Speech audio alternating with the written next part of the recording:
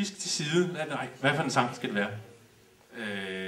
Jeg kender ikke andre end The Raiders March, altså temaet fra Indiana Jones, synes jeg. Var det det, I havde tænkt, vi skulle synge? Det er jo ikke en fødselsdagssang. Nej, vi tager Happy Birthday, og I må meget gerne synge med.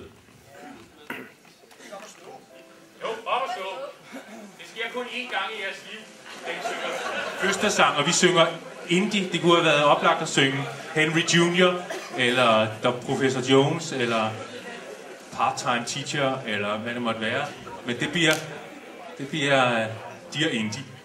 Happy Birthday.